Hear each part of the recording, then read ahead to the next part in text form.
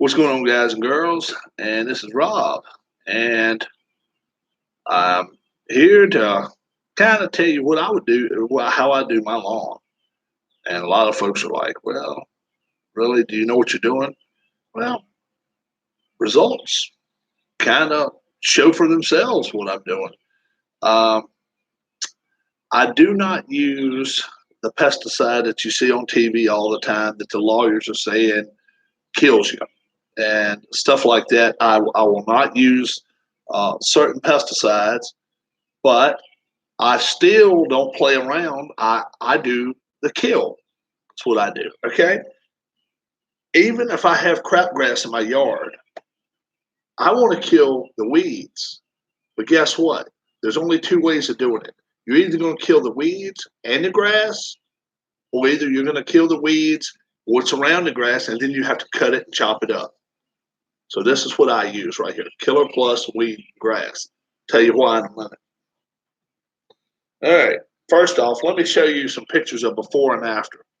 Me and my wife have been here a little over a year, and last summer we had so much stuff going on. I really didn't get a chance to do anything but mow our yard. I didn't have a riding mower, didn't have a lot of different things. So when I pushed, it took about 2 hours to push it, and even with uh, one that assists you. And so I was a little bit leery about working on my yard last year. So I didn't do a lot last year. I started in February of this year. And this was in February right here. You can see my yard was in bad shape, really bad shape. And I had places that are really, really, really tough looking. Okay. This is February. All right. Look at that. I mean, it's mostly dead. And don't get me wrong, even in a dormant season, it shouldn't be dirt. You know, in a dormant season, it can turn yellowish. You don't mind that, but this is dead. See, this is dirt, guys. So this was back in February. So what did I do? I immediately went to my Walmart and got me 100 pounds worth of Kentucky bluegrass. Okay, and got me a little bit of straw, and I didn't put any lime, and I did not put any fertilizer down. I didn't put either one down. I was told by a few different people in the winter of the winter time of the year, which was still cold here then, do not put uh, fertilizer or lime down in February. Here in Virginia, our winters get down, 20, 25, 30 years old. What's going on, Danny? And so I didn't. All I did is I put out 100 pounds of Kentucky blue out here in the yard in the places that I need right now. This year, I'm just trying to restore my lawn. Next year, I'm going to try to redo my lawn. Okay, so this was in February. Well, in April, I had a little bit of a change already. In April, uh, you could tell I'm starting to get grass. See, my grass is starting to restore itself a little bit. And this is grass, it was dirt. Obviously, it was dirt there. So I'm starting to see a difference. You see, starting to see a difference. Oops. See, especially see next to my driveway. See next to my drive, it's starting to restore itself in April. So I came out and kind of did an assessment yesterday of it, and just took some photos about 2 minutes ago. And this is my lawn now, and but I'm starting to get some crabgrass or crabgrass or whatever you want to, starting to want to grow up. Okay. Now I've been told from different people you got to spray it, and then dig it up. Well, I'm going to do it a different way. I'm going to treat it just a little bit different. Here's my lawn now. Okay. And then obviously this is shaded, but it is in better shape than it's been. So a much better condition than it's been. Uh, it's hard to see. I know it is, guys. Um, you can tell a difference there. And then next to my drive, it's just almost excellent. Now I'm really proud of that. Really good. So this was just taken about 5 minutes ago. So I've got some places in my yard that's got like crabgrass, and it's starting to come out. And you can tell in between cuts of my yard that it comes out like my grass will be this high, and I cut mine down to 3 inches right now. I may cut it back to 4 before it's over with. But right now, with all the rain that we've been getting, I've been cutting it pretty short. So this will grow on out and kind of weeds out, and you can tell it's weed. So how will I handle that? Well, first off, I'll go get me a tank at Walmart. Just get you just a plain little a 3 gallon, 2 gallon, whatever tank it is. Okay, Flowmaster tank. Costs you about $5. All right. Next thing I get is this, and a lot of people, 90% of the people tell me don't do it, but I'll tell you why I'm doing it. Weed and grass killer. Okay, I'm going to treat the spot as if, okay, like I want to designate that area. So it may be an 8-inch round circle.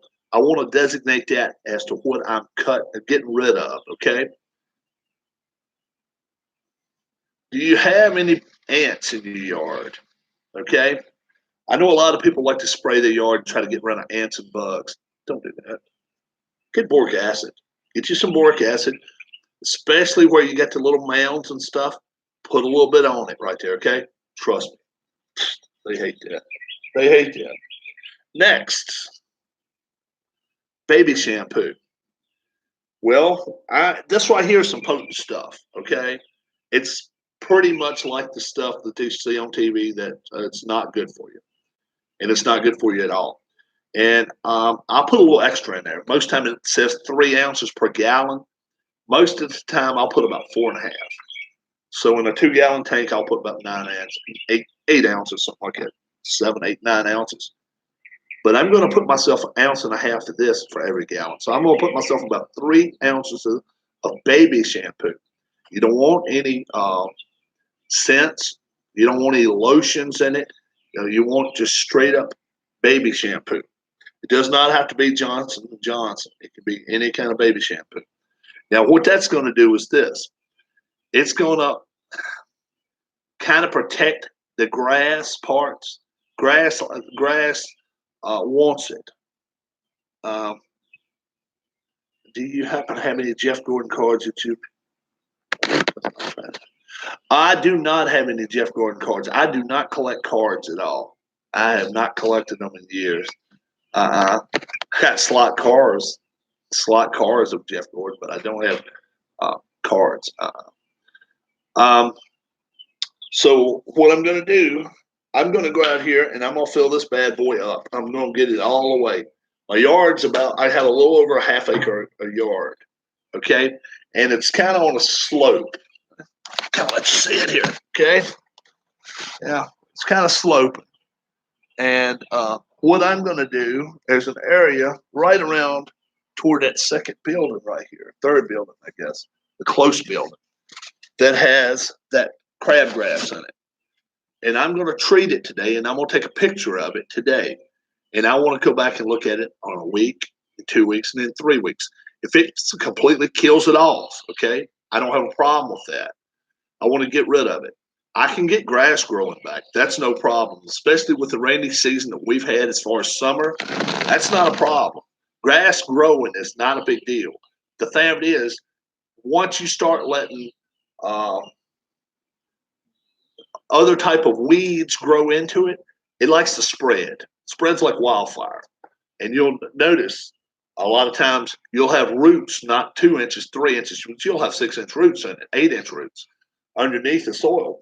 And it's just spread. And then when it comes up, it goes sideways and looks all kind of weird and stuff. And that's not what you want in your grass. You want your yard looking pretty decent.